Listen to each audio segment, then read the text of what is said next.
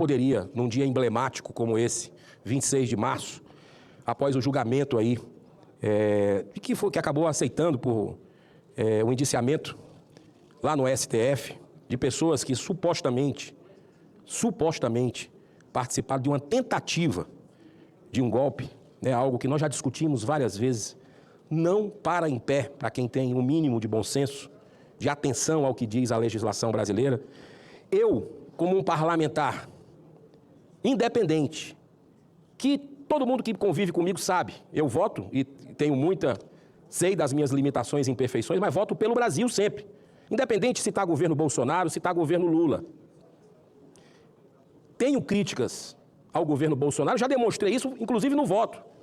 Agora, o que está acontecendo, senhor presidente, e nós temos que deixar claro, não é justiça, é vingança, é justiçamento, e isso a gente não pode aceitar.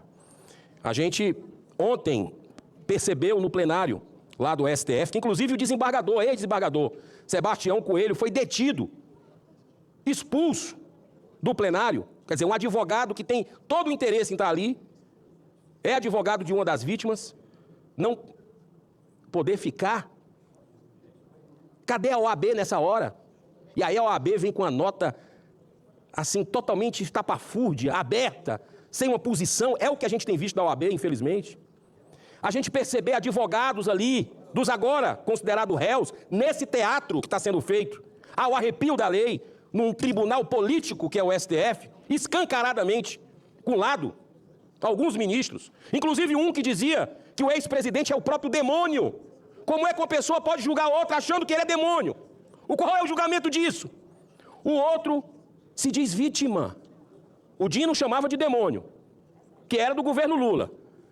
O ministro Alexandre de Moraes se diz vítima dessas pessoas. Como é que ele pode julgar? Ele tinha que se declarar suspeito, impedido. Que julgamento é esse?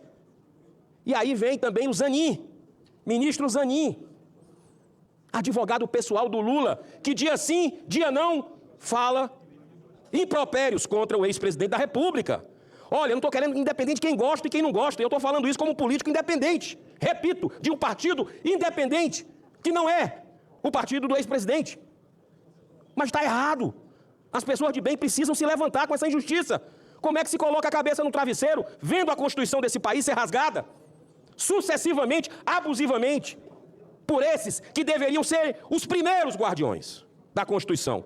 Você vê os advogados ontem, como eu vi, todos que tiveram estômago para assistir um pouco desse justiçamento, porque não é julgamento, estômago, você vê os advogados ali dizendo, mas olha, eu não tive acesso às provas, aos autos, ao celular do meu cliente. Isso é uma vergonha. E sabe por que não querem levar para o plenário, que os próprios ministros, senador Espiridião Amin, não querem levar para o plenário do STF? Porque eles sabem que a divergência vai ser maior no plenário. Vai escancarar uma aula de Constituição para esses ministros que estão fazendo esse justiçamento. Olha, a Lava Jato, o Mensalão, foram anos, 7 anos. Vai, ouve o advogado, vê prova, analisa, respeita os prazos. Estão fazendo agora em poucos meses. Será que ninguém está vendo isso? Os 2 pesos e 2 medidas. Que estão colocando a toque de caixa a velocidade da luz. Que perdeu completamente a razão, é só emoção, é ódio, é vingança, é revanche. O que é que nós estamos transformando o Brasil? O coração do mundo, pátria do Evangelho. É isso que vai reconciliar o Brasil? É fazer esse tipo de coisa? Eu repito, para obedecer o tempo. O grande responsável por tudo isso que está acontecendo no Brasil somos nós, senadores da República, eu me incluo.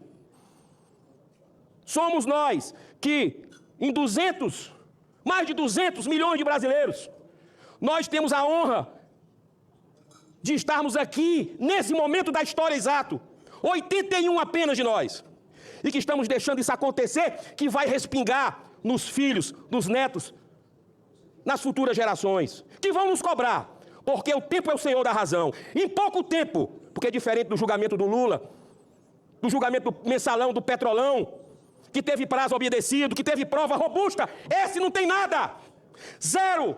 Fui líder do governo Bolsonaro e não há como não manifestar a maior indignação E aqui eu faço, antes de tudo, como advogado.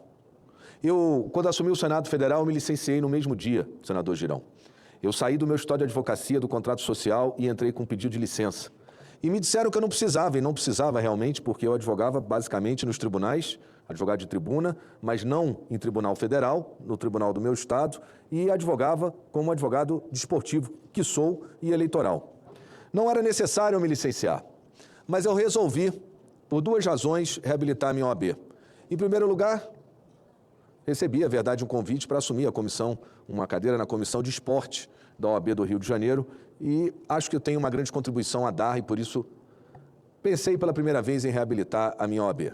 Mas o que foi determinante, posso dizer aqui, senador Cleitinho, porque eu não posso ficar passivo como advogado, assim como está inerte a OAB, o Conselho Federal da OAB, a OAB do meu estado, a tudo isso que nós estamos vendo e que eu posso afirmar, deixa rubro de vergonha um estudante de direito, um estagiário de direito.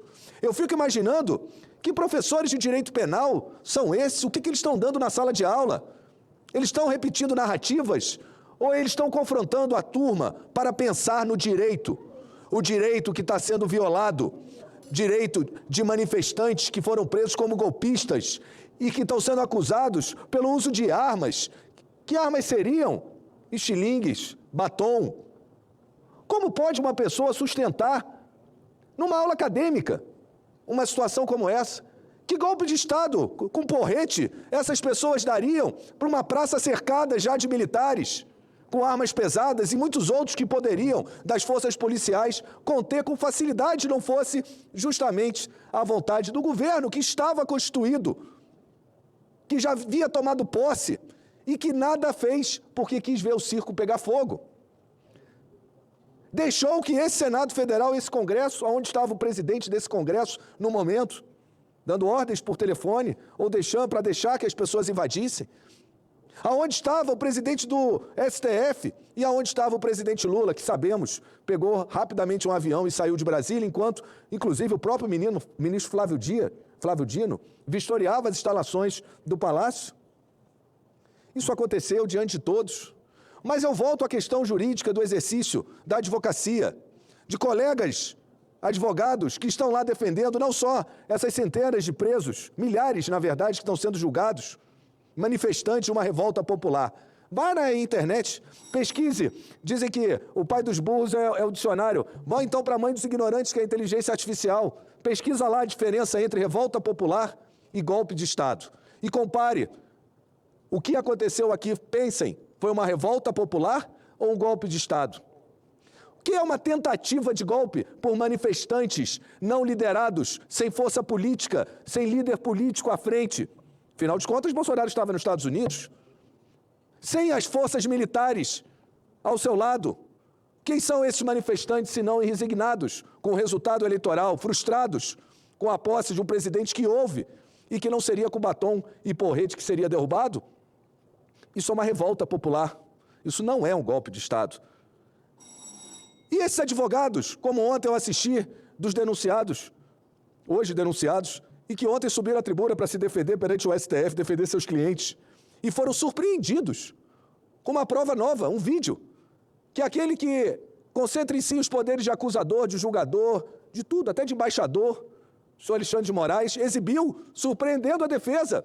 Não estava nos autos, como também a maior parte das provas não estão, pelo menos, disponíveis aos advogados de defesa, porque foram apresentadas em fragmentos, sabe-se lá em qual contexto, e não na sua integralidade. E como é que a OAB admite isso? Como é que a OAB admite que Débora seja condenada a 14 anos? Quiséramos nós que traficamos e assassinos tivessem uma pena dessa. Para concluir, vamos imaginar o que será daqui a 50 anos, quando eu certamente não estarei mais aqui, e meu filho, meu neto, for confrontado, meu bisneto, com essa história, e alguém disser a ele que uma pessoa, porque escreveu com batom, foi condenada a 14 anos. Não vai precisar explicar mais nada, porque vai ser compreendido que se tratou de uma perseguição política. Não vai precisar explicar mais nada. A condenação da Débora fala por todo aquilo que aconteceu na história desse país. Não vamos precisar falar mais nada. até porque já nos censuraram, e se o presidente Bolsonaro hoje pode dar uma entrevista, ou muitos de nós, tememos as palavras que o STF impôs nesse país, que é, para concluir, o estado judiciário de exceção, senador Girão.